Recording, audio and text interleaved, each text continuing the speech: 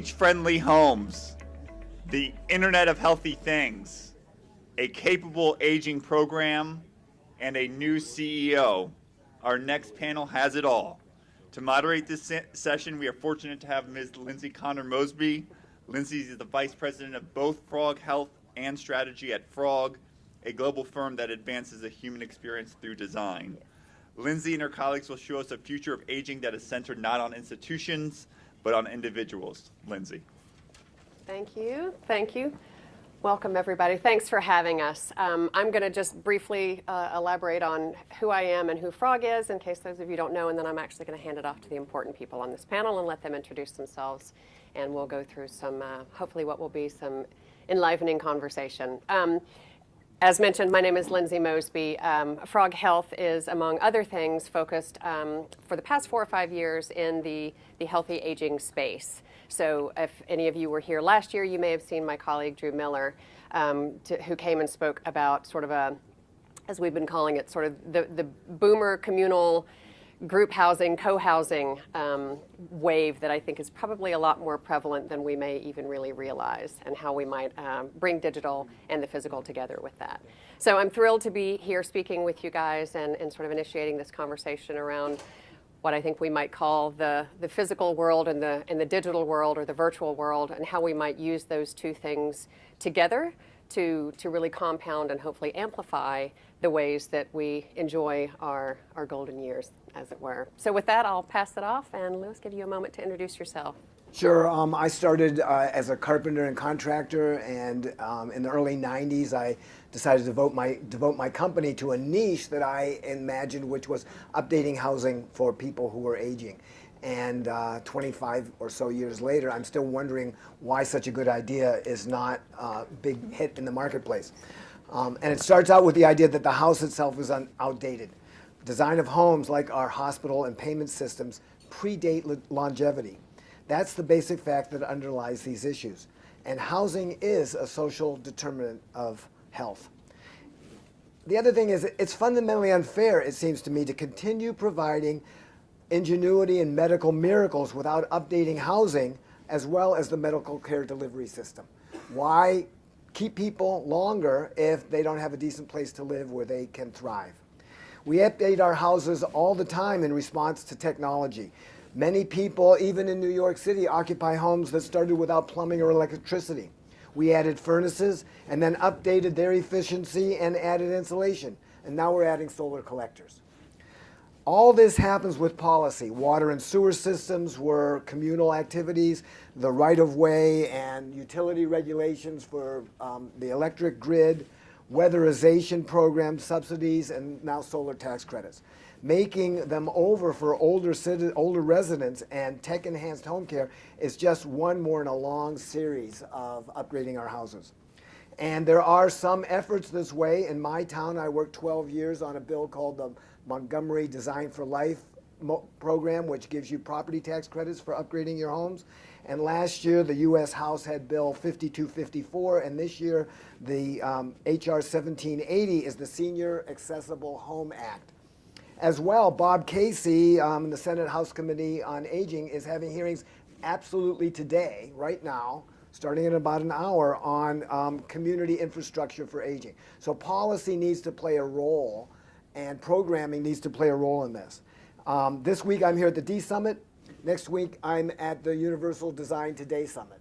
Now, wouldn't it be great if that was a combined summit? If we were recognizing the interaction potential of the physical environment, which is technology, although in some respects lower technology than the digital, and brought those two things together. And that's what I'm working on. My organization, HomesRenewed, is a coalition of manufacturers and distributors, consumers, nonprofits, driving policy and private investment to increase the number of homes prepared for residents throughout the modern lifespan. And although the interests of these people vary, it's very clear that they're all focused on a demographic that hasn't become a market. There isn't the demand for these products and services that there should be, and I think we need policies to push that forward. Thank you very much. Thank you. June? I'm June Fisher, and I think I play many roles at this meeting. I was invited because I'm involved with Aging 2.0 and have been dealing with all the things, but I am a consumer. I am 84 years old, and I'm in that demographic, and I'm a little disturbed by some of the discussion. Well, first of all, I would like to see more white hairs here. There should have been more of us to participate. And also, I get a sense, and this is not only here at other places, that you're all going to do things for me. We're not. We're going to work together. And my comments generally are, don't design for me, design with me.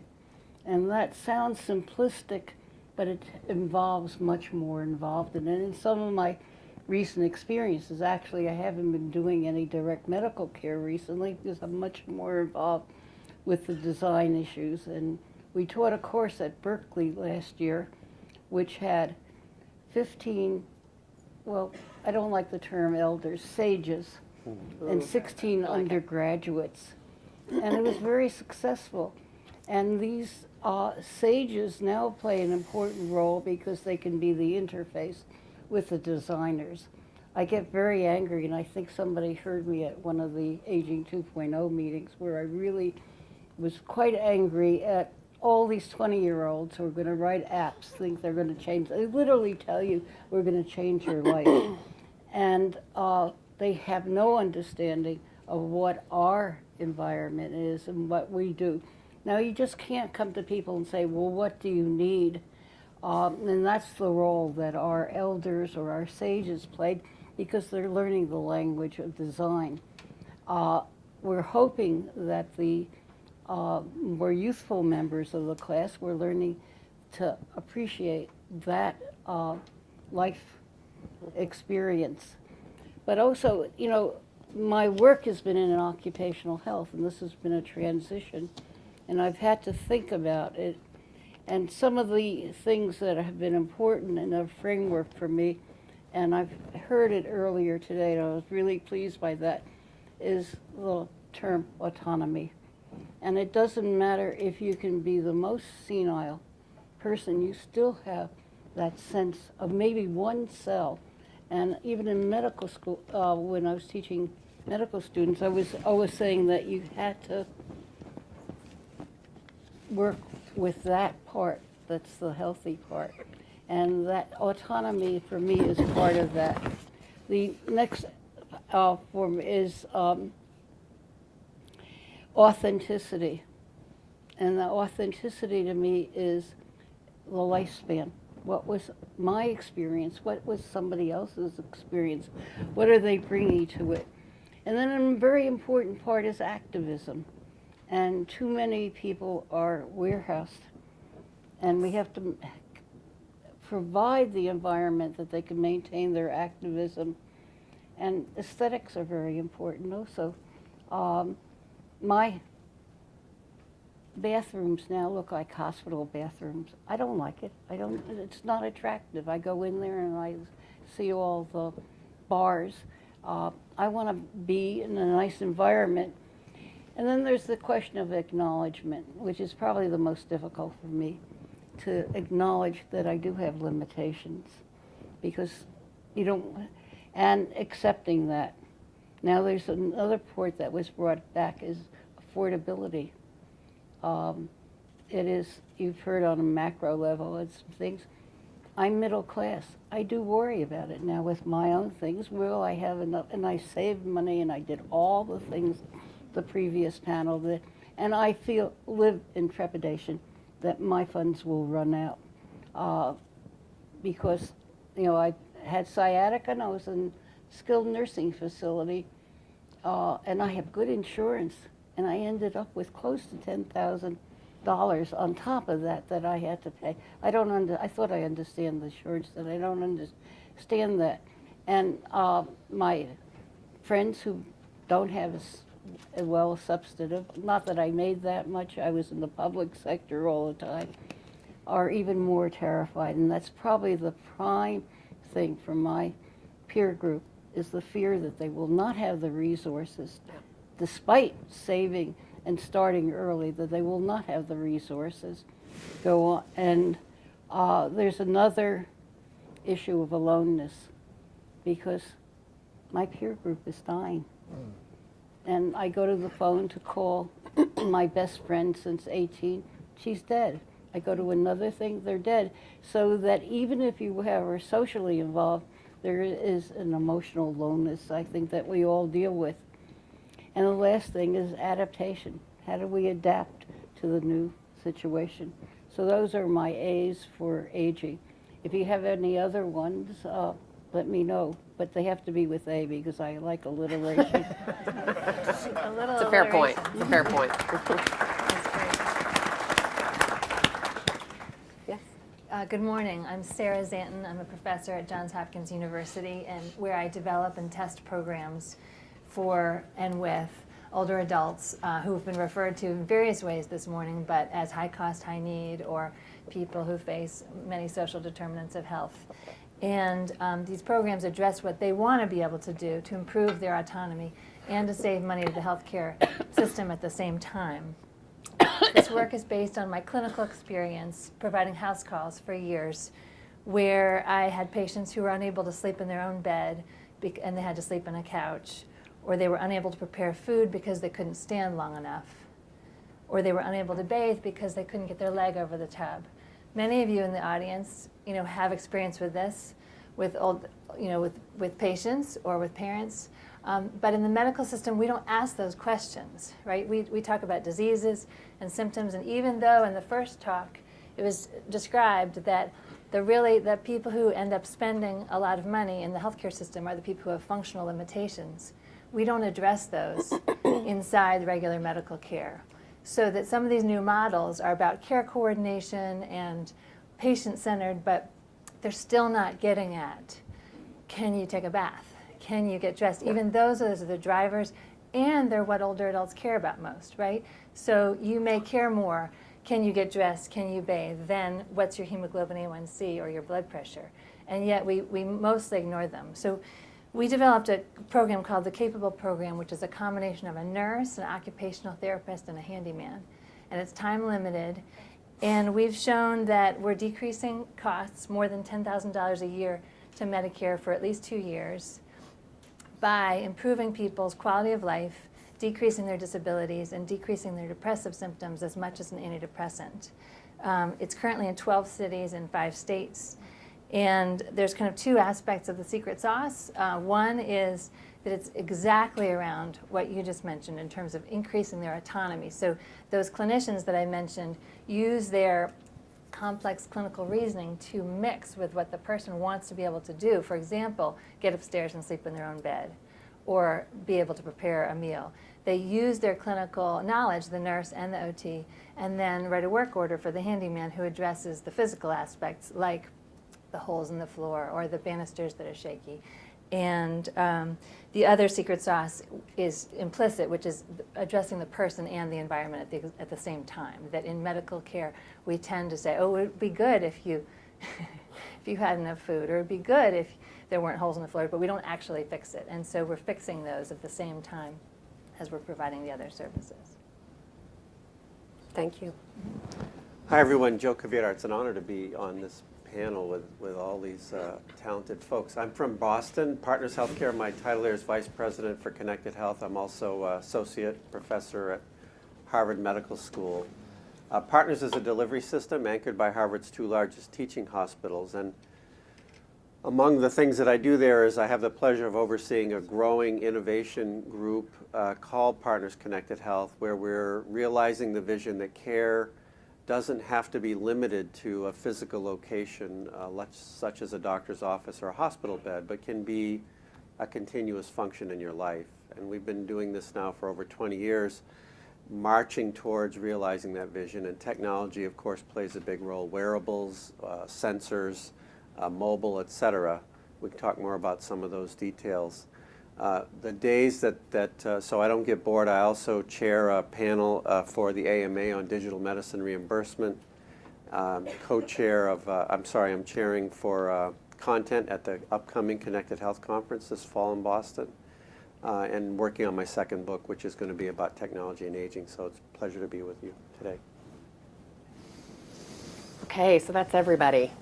I sort of pre-vetted a few questions that I hoped would be things that you would all be interested in hearing about. So we'll kind of kick off with those, and then of course we'll hope to leave enough time for you guys to ask questions of the panelists as well.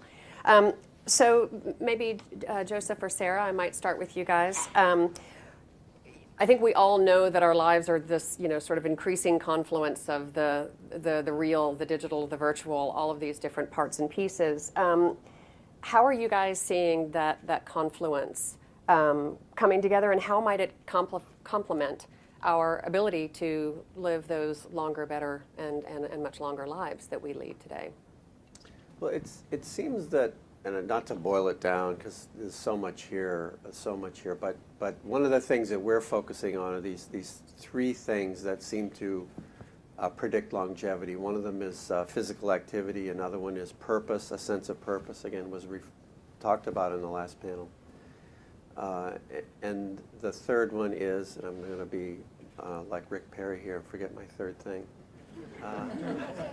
Just go with the first two, and then the third will come. Social connectivity. Thank you. Social connectivity. So technology these days can help with all of those. And the idea that you are homebound, which is a terrible term, right? Who wouldn't want to be healthy in their home? We can flip that around and bring everything to you in your home. And I think that's the simplest way to say it.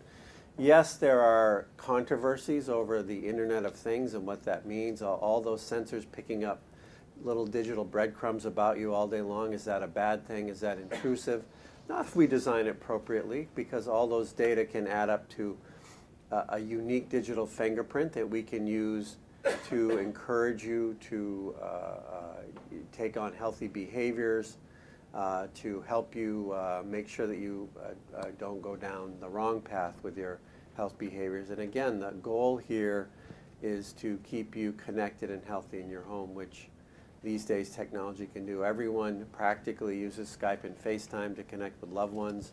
We can now use that to connect with your healthcare provider. Those are, again, just simple strategies that are being realized today. So I think the blurring of the physical and the digital, as long as we're really thoughtful about it and design it appropriately, should be a big win for longevity. So I'll just jump in from a very different perspective in terms of technology. Just tell you a brief story. The occupational therapists in our program develop a work order that is a combination of home repair, home adaptations, and household items, truly, that are for someone's goals. And I noticed on a work order that there was a dog carrier, like a baby Bjorn, only for a little dog, and I was very upset at first because I thought, these are taxpayer dollars. What are we doing, buying people these essentially, leisure things? But when the occupational therapist explained to me that based on the principles of our program that we developed, it's completely client-directed and completely tailored to what their issues are in their house. And this was an 80-year-old woman who lived by herself, who had a geriatric dog, who would get upstairs and then get stuck. And she had a terrible time getting upstairs to get the dog. And so she would go, and she only had one banister on one side, which is common, and she would have to try to get herself down the stairs and just go down on her bottom, trying to hold the dog. And when we got her the baby Bjorn, which was $20, it was for a dog, that solved the whole problem. She could just put the dog in, and we got a second banister on her stairs and lit the stairs. And the dog still goes up the stairs. It's the same staircase, but it's safe. And so, you asked about technology. There's all kinds of low-tech technology as well that if you brainstorm with someone based around their challenges and attributes, that brings a lot. Yes. Jean? Yes, I would call that mundane design. And I think it's the most important part about it. And I'm thrilled to hear that you have a carpenter or handyman, because those are my heroes. And I came back after I was in a skilled nursing facility for 8 weeks, was the woman who delivered Meals on Wheels. The meals were awful, and it was an incentive for me to start cooking more. And it's my neighbor down the street who is a handyman, and comes in and builds things. And I get a little disturbed about the exotic design that people want to put in, where there are simple things and yet you can't get them to do it. I have the luck that I've been able to, I co-taught a course at Berkeley last year, and I'm a resource person at San Francisco State with the design students. And from my other work, I was for 10 years in the product design program at Stanford. By the way, I can't even drive a nail into the wall. I don't know anything about the technical side. What I do know is to be able to bring those designers to the people who are doing the job and to have a real collaboration, not an imposition that happens very frequently. And it is low design, and my heroes are these people who have provided certain services to me. In fact, the woman who was bringing the Meals on Wheels, I think she was sicker than I am. Her feet were, I never got into the whole details, but she struggled up the steps. And I think she's doing it because she needs some resources. And she also brought good cheer into the room, and other people, and not my physicians. They're people I respect, and that's why I chose them. But they don't have the time, nor do they have the understanding of what my needs are. And I'm saying, using the term my needs as sort of the universal of my peer group. So another question I have for you, and maybe I'll let you start on this one, Louis. I think we're all pretty aware that the baby boomer generation in particular, maybe we've never quite gotten it right with how we all want to age, but I think it's a fairly sure bet that the baby boomers are not going to sort of just accept whatever is handed to them. They are quite clearly a pretty opinionated group, and a group that's been pretty instrumental in defining a lot of the innovation that's happened over the past 50 or 60 years, right? This is landing on the moon people, these are TV dinner people, et cetera. So if we look at sort of how the traditional built environment is, I can imagine they're not just going to accept the status quo for that. What are you seeing, especially in your sort of, in architecture and in the organizations that you work with? Who's pushing the envelope? How are we going to meet the needs and, to everybody's point up here, listen to what they want and then be able to sort of deliver on that? Well, I think part of the problem is that, longevity is new. So there isn't a background of experience for people to rely on or have expectations about. And boomers are insistent. We stamp our feet. We want things our way. And yet, in terms of the whole of the built environment, a few years ago we were talking all the time about the pig and the python. And we stopped talking about the pig and the python because the millennials are as large a generation. So if we just think about making over the houses, but we have to normalize it. If we make it about frailty, or we make it about aging, or we make it about universal design, then it is off-putting and it's other. We have to remove the other from the conversation in order to normalize the conversation and have it be about just better design, or the least expensive way. So there, with solar collectors, there's this anecdotes that people who are going to get them on the back side of their house, because that's the south-facing side, want them less because their neighbors don't see it. So we need to actually allow this to become the aspirational design activities. And people often ask me, well, will it look good when I'm about to work on their bathroom? And I go, I don't do anything that's not magazine worthy. And they go, okay, that's it. So I think there's an ego piece to that we need to make it aesthetically pleasing, as June said, but also normalized. Yes, absolutely. There's thoughts? Oh, is that me? Sorry.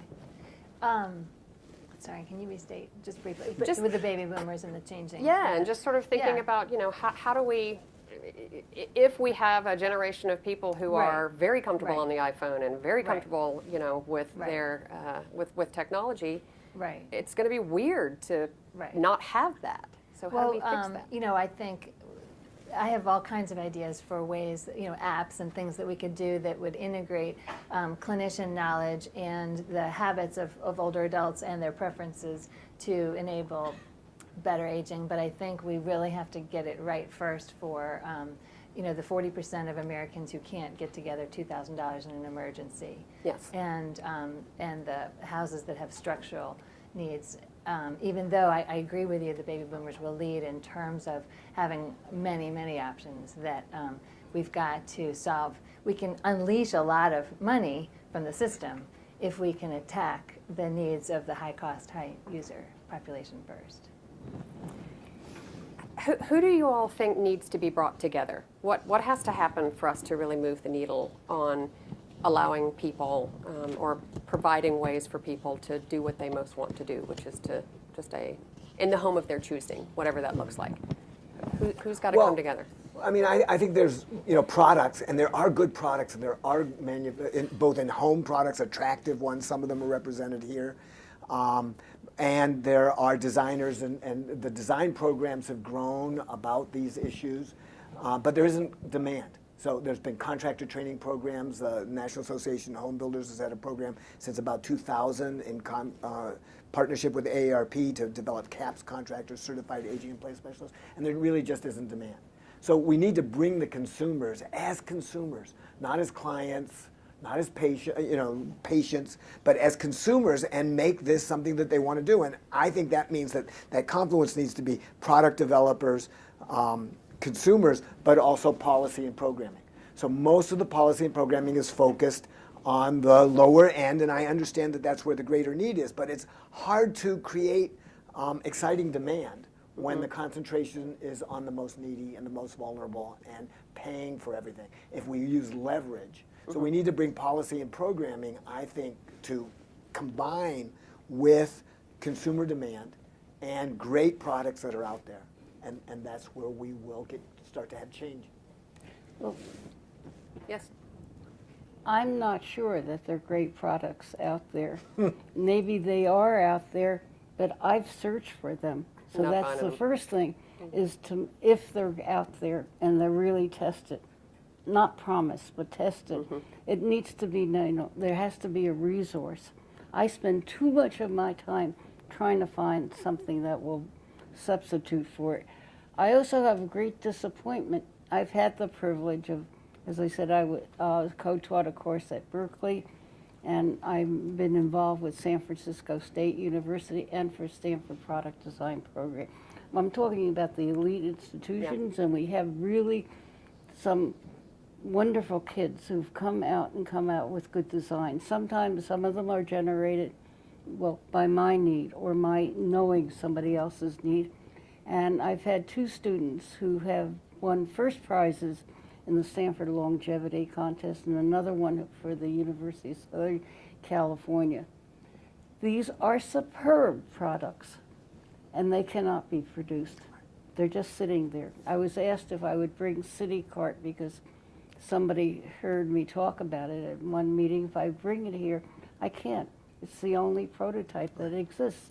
So we have this barrier in terms of investors not investing because they don't have the understanding or the imagination. I know the market is there because if I had City Cart, well, City Cart is basically a walker that's beautiful and it's functional, and it came, I call it my 3 pounds of tomatoes. I was told that the farmer's market had heirloom tomatoes, which I love. I got up early Sunday morning to go there and realized with my walking sticks I can't carry it. I presented it to the class, and one of the team, that was given their assignment to make carts. And the team did a beautiful cart, and they won the Stanford Longevity Contest. One of them exists. Right. And I wasn't going to bring it because I didn't want to take the responsibility. So we have this gap that investors don't understand, that there is a market. Yeah. I would buy 3 of them because I need one on one floor, the second floor, and I need one in the garage. Right. And I know there are a lot of other people who would do that. And I think it's it seems like we're cross wires, right? Because we hear so much, and I think there's some folks from RockHealth here, and I know the startup health community. It's like we just haven't quite finished the last mile, right? There is a ton of potential investment opportunity, and we keep, and I know at Frog, with the larger organizations that I deal with, we hear about people who want to help push these new ideas, and we hear about how, aging is the next wave, and we're going to put all of this money into it. And it's like we're at some weird tipping point where it just hasn't quite, tipped over into, okay, now it's actually happening. What are we missing in there? What have we not done that we need to do? Well, as an analogy, people in the healthcare are trying to deal with shifting towards value and away from Yes. visits. And people will talk about how they're standing on a pier and they've got 1 foot in a canoe and 1 foot on the pier, and the canoe is going, and they know they need to put the other foot, but they don't know when exactly. And I think that in terms of your question of who needs to come together, that as health systems start to think this way, they are starting to realize, the people who are costing us so much money are the people who have real challenges in their life that are not necessarily their blood pressure control, for Yes. example. And I think that all of the products that you're talking about will start paying for themselves through the healthcare system once the payers essentially realize what it is that's underlying the cost. I think there's a problem with the Silicon Valley model of fast investment. I'm going to get all my money out in 3 Right. years or something like that. And I think that's a big part of the problem, because these are mundane but really critical products. And I think we need to find investors and opportunities to wait out a scale that is not, Silicon Valley style. Yeah. I tell my designers that healthcare is a long game, Yeah. right? You can't be expecting to have it turnkey and be out there in 6 months. It's not how it works. So I appreciate that very much. I think it's absolutely the right thing. We have a few more minutes, I think, before we'll move. So is that 5 minutes total or 5 minutes until questions? Oh gosh. Okay. God, that went fast. Well, I'll go ahead and open it up for questions. Anybody have a question that they'd like to ask the panelists? Yes, My name is Gail Cohn. I'm the age-friendly DC coordinator, and I just want you to comment, please, on visitability and why we don't see that those who are buying homes in their fertile years and staying there for 50, 60 years don't buy houses that are already capable of being accessible so that they can spend the entire lifetime in that house. We're not changing the laws to accommodate for that, except for Atlanta, Georgia, and a few other places that have the good sense to already be there. Right. Anybody? Do you want to? The problem, it's the same sort of problem. Builders, I had a builder, I was on a panel with a builder a few years ago, and he said, I'd advised him a few years before about building more accessibility into homes. It was a 50-plus community. And I almost fell off the bench 3 years later when he said, I should have listened to Lewis. Those no-step entries didn't require stairs or concrete stairs or railings. They were the cheapest homes I built. So that's part of it. But until builders respond to demand. And demand will come with a level playing field of policy. That's how we got airbags in cars. That's how we got seat belts. That's how we are getting smoke detectors in homes and GFI plugs. We have to have demand that comes from policy and incentive. The fastest way to policy changes in housing is through incentives. The slow way is standards and regulations. So I think that's it. Visitability was a great experiment from '93 to about 2003, and then it just... Any other comments on that? No? Yes, ma'am. Hi, I'm Liz Siegert. I'm a health reporter with the Association for Healthcare Journalists. How do we get Medicare, Medicaid to start reimbursing for some of this, just like some of the insurers now reimburse for gym membership or other things to keep people healthy? Because in the long run, it will save a lot of money and keep people where they want to be. What's happening on the policy side? Sure, I'd be happy to start, but you're not going to like the answer.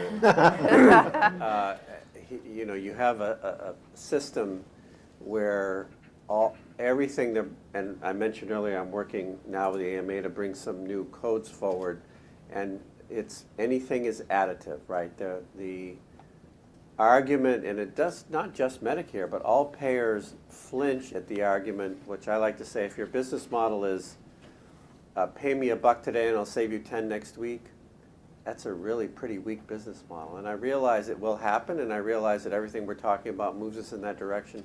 It's really hard for actuaries to make sense of that and to create, to bet on that value. So enormous challenge. I don't have a solution to it. It's much easier to sell something that adds to your top line than saves you and makes you more efficient. It's just the way it is. Can I jump in? Yes, please. So, they say in innovation to do something that's enough similar that it sounds familiar and enough different that people go, wow. And I think with our capable model, everyone wants a handyman, right?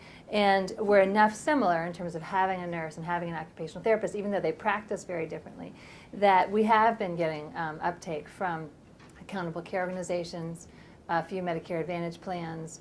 We're now in 5 cities in Michigan within the home and community-based services waiver for people on Medicaid who are nursing home eligible, and people having dramatic improvements there. So I think it's partly making the case that you can save costs, and partly being not completely other from the health system, and it's easier to just add in a little bit. That's been our experience. Yeah, I mean, just to offer, again, from my perspective at Frog and the clients that we've been working with, around this, we do create a lot of digital applications. We do create a lot of connected devices. And one of the things I think we feel most, that we hear from our clients, you guys typically, is don't give me something that I can't talk to a payer about, that I can't help them understand why this is going to be something that they can get behind or reimburse. So we can't just make things for the sake of making them, sort of to, I think, everybody's point up here, but there has to be a way for it to have some sort of outcome value to it, which means the hard work of you can't design it just for the payer, but you also can't design it just for the person using it. There has to be that mutual set of value, and I think that's the only thing that's really going to move the needle at the end of the day. June, one last thing. Well, with this discussion, I came up with another A. Oh, good. And that is agitate. Oh, And there we you go. really need to have, well, maybe we need to have 10,000 white-haired people parading in Washington to get something to move, because it's not going to happen without that. Yes. And I think that there's a certain amount of self-interest in it, and hopefully they'll bring their grandchildren with them along on it. But we really have to have a movement, and I would, be delighted if a movement could start here, and to be inclusive, and not to think of helping us in a way. I saw a picture the other day of how intergenerational activity, and I blew up about it, because it was a group of old ladies sitting there and a young, attractive woman standing over them. And that's not the model we want. We should all be at the table, or we should all be standing together. All right, I feel like that's a perfect note. Thank you all. Thank you.